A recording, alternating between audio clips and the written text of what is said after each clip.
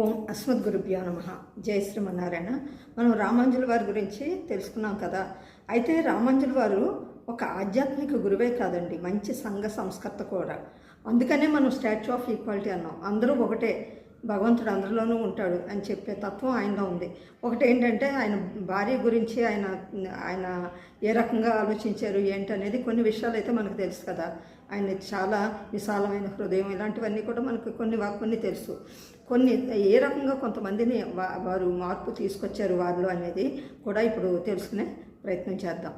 ఒకసారి ఏమైందంటే, మారినేరు నంబిగారు అని ఒక ఆయన ఉండేవారండి. వారికి ఆయన నిమ్న కులస్తుడు అనమాట. ఆయన ఒక అన్టచబుల్ ఫ్యామిలీలోకి ఉన్న ఆయన. అయితే ఆయన ఒకసారి యమునాచల్లో మహాపుణ్యం వెళ్తూ ఉంటే ఆయనకు అక్కడ ఒక బురదలోంచి ఏవో తీసుకుని ఏదో తుడిచి తింటంగా చూశారనమాట. చూస్తే అప్పుడు అనుకుంటారనమాట, అమ్మో ఏంటి నువ్వు ఇలా ఏది పడుతుంది తింటున్నావు, నీ శరీరం అంతా పాడైపోదా ఇలాంటివన్నీ తింటుంటే. అంటే ఏం చేస్తాం, నా శరీరంలో ఉన్నది మట్టే, ఇక్కడ ఉన్నది మట్టే, ఏదో ఆకలి తీర్చుకోవాలి కదా, శరీరానికి కావాల్సింది ఏదో అదే ఇద్దామంటే ఇతనికి కొంచెం మనం మార్పు తీసుకొస్తే ఇతను చక్కగా మారగలడు అని చెప్పేసి ఆయన ఏం చేస్తారంటే ఇంటికి తీసుకొస్తారు యమునాచార్యులు వారు. ఇంటికి తీసుకొచ్చి అయితే వారికి ఏం చేస్తారంటే అన్నీ నేర్పిస్తారనమాట. వారిని శుభ్రంగా స్నానం చేయించి అసలు ఈ టైంలో అయితే మనం ఏంటి అన్నీ మనకు అన్ని క్యాస్ట్ ఫీలింగ్స్ అలాంటివి ఏవి అప్పట్లో ఉండే టైంలో కూడా అనమాట. తీసుకొచ్చి వారిని మీరు చక్కగా స్నానం చేయండి, మీకు అన్ని అనుష్ఠానం అన్నీ మీకు అన్నీ ఏం చేయాలో అలా నేర్పిస్తానని అన్నీ నేర్పిస్తారు. నేర్పించిన తర్వాత ఒక చక్కటి ఆయనలో కూడా ఒక క్రమశిక్షణ వస్తుంది.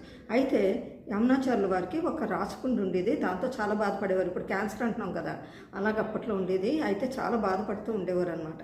అప్పుడు ఈయన అడుగుతారనమాట, ఏంటంటే ఈ మారినేరు నంబిగారు, ఆయనకి పేరు పెట్టింది మన యమునాచార్యుల వారు. అడుగుతారు, ఏంటి మీరు ఎప్పుడు కూడా ఆ బాధతోటి అనుభవిస్తున్నారు స్వామి, మీరు ఎంతమందికో ప్రవచనాలు చెప్తారు, ఎంతమందికో ఏవేవో చేస్తారు, మీకు భగవంతుడు ఇలాంటి శిక్ష విధించాడేంటి, మీకు వద్దది, నాలాంటి వాళ్ళు ఏమైనా పర్వాలేదు, మీరు ఆ బాధను ఏదో నాకు ఇవ్వండి, నేను తీసుకుంటాను, మీరు చాలా శక్తివంతులు కదా అంటారు.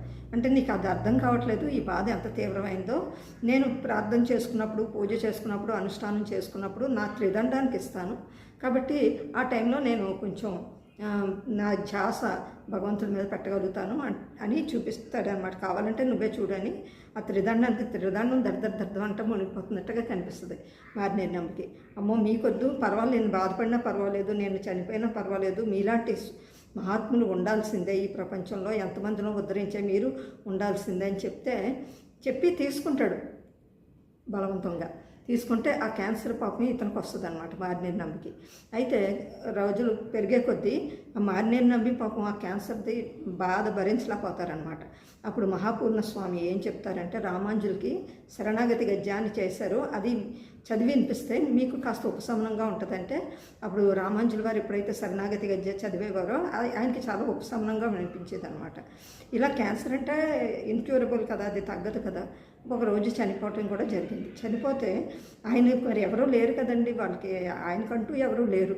అటువంటప్పుడు ఆయన శరీరాన్ని దహనం చేయాలి, ఆ కర్మలన్నీ చేయాలి కదా. చేయాలంటే ఎవరు చేస్తారంటే మహాపూర్ణ స్వామి ఆయన శరీరాన్ని దహన సంస్కారాలు చేశారు.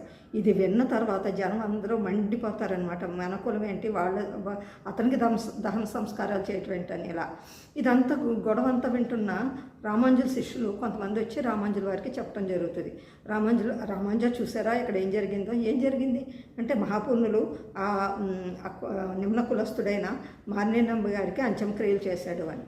అంటే ఇది తప్పేంటి, అందరూ మనుషులు, ఆయన ఎన్ని త్యాగాలు చేశాడో మీకు తెలియదా, ఎన్ని త్యాగాలు చేశాడు, మీరు అలా మాట్లాడుతున్నారు.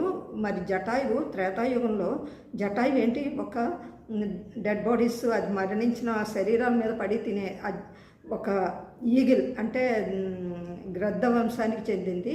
ఆ జటాయువుకి చనిపోతే తన త్యాగాన్ని గుర్తుపెట్టుకుని అది ఆ కృతజ్ఞత భావంతో సాక్షాత్తు శ్రీరామచంద్రుడే, ఆయన ఎవరండి, పరమాత్మే దానికి దహన సంస్కారాలు చేసినప్పుడు ఒక మనిషి సాటి మనిషికి దహన సంస్కారాలు చేస్తే తప్ప అని వారి వే ఆఫ్ థింకింగ్ని, వారి ఆలోచన విధానాన్ని రామాంజుల వారు మార్చడం జరుగుతుంది అన్నమాట. ఇది ఒకటి. అంటే మనకి క్యాస్ట్ ఫీలింగ్ అనేది ఉండకూడదు. మనం రకరకాల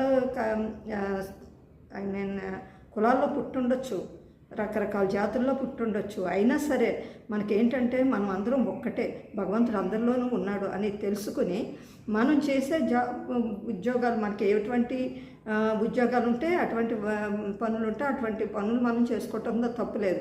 కానీ సమైక్యంగా మాత్రం ఉండాలి, భేదభావాలు అయితే మాత్రం ఉండకూడదు అని రామాంజుల వారు ఒకసారి నిరూపిస్తారు.